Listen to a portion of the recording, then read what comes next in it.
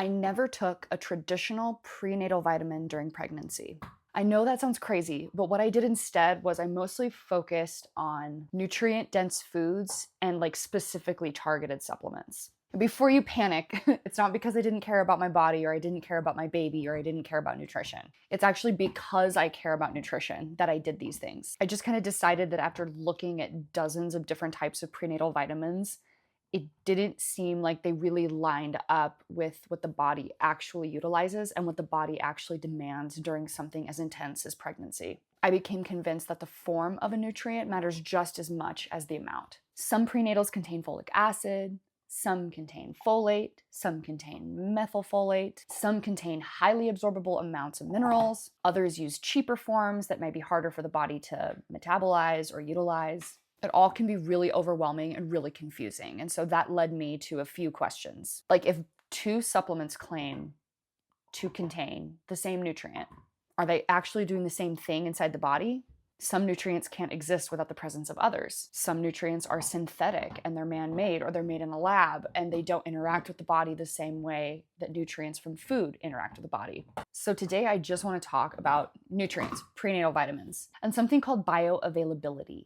What that is, why I think it matters, and why I consider it above all things when choosing a prenatal. So we can start off with, what is bioavailability?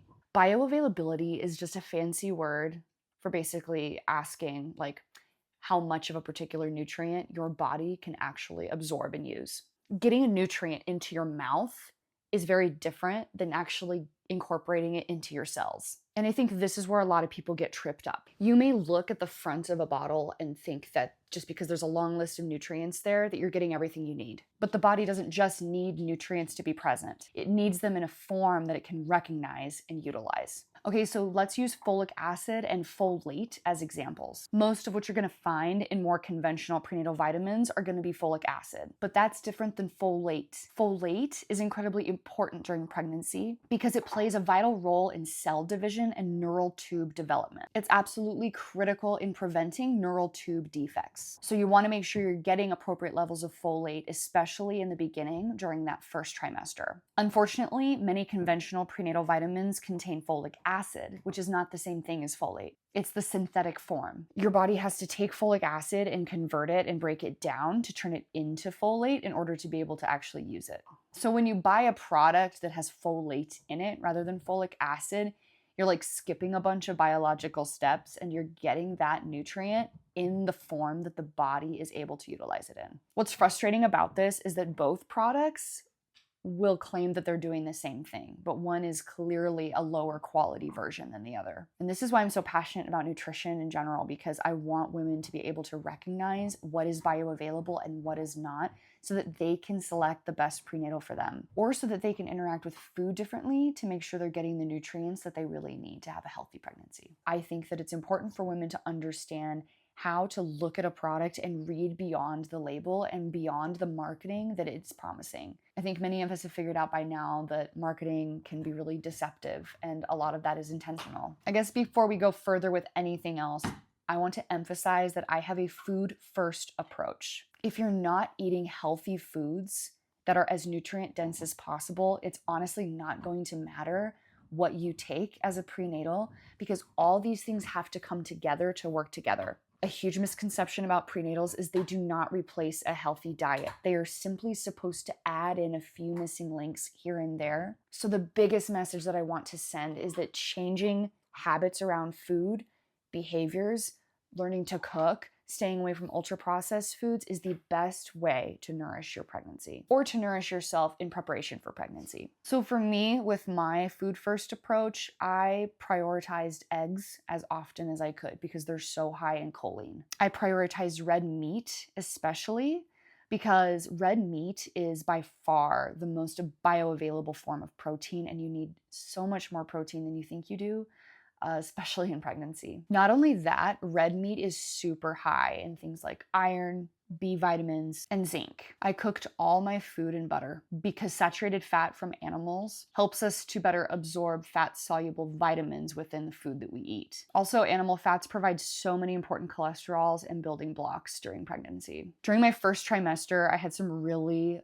rough food aversions. And so I drank a lot of raw milk in my family. I mean, we're homesteaders. We're, country people. So to me, that's a complete food. That's obviously not something I'm putting onto anyone. That's not an obligation, but I personally, just with my own pregnancy journey, I really benefited from like regularly drinking raw milk and consuming raw cheese. I also used cod liver oil during pregnancy, beef organ supplements, because I don't really like the taste of like liver, and I wasn't really trying to, especially during those food averse phases, I wasn't really trying to like cook and handle beef organs, even though they're super good for you. So I chose to take them in desiccated pill form, which basically means they're like freeze dried and then put into capsules. I'm a huge fan of magnesium. I take a blended magnesium every single day, like twice a day, all through pregnancy. Please understand that I'm not suggesting that every single woman needs my exact protocol or needs to eat exactly the same foods that I did. I'm just explaining why I became more interested in nutrient quality and nutrient form rather than just depending on a prenatal vitamin. Another reason why I gravitate towards like nutrient dense foods is because I think that nutrients actually need to work together in combination with other nutrients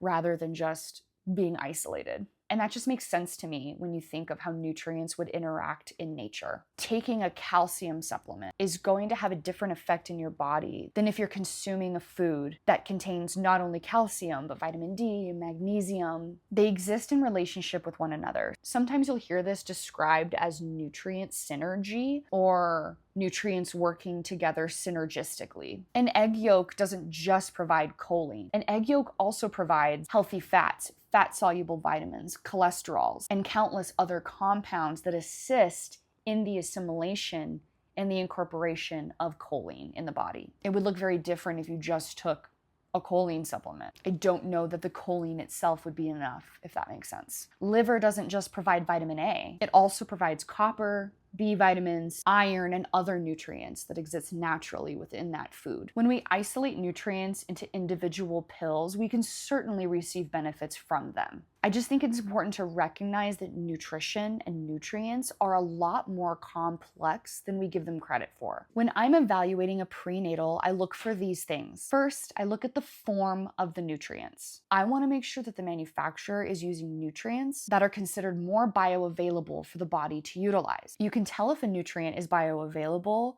if it comes from an animal source or a plant or a food source. Second, I look to see whether key nutrients are being addressed. Many prenatals contain folate and iron, but they might be lacking in valuable nutrients, including choline, K2, magnesium, or omega-3 fats. Third, I ask whether the supplement is attempting to support a nutrient-dense whole foods diet or replace it altogether. There is no pill that exists that can replace a poor diet.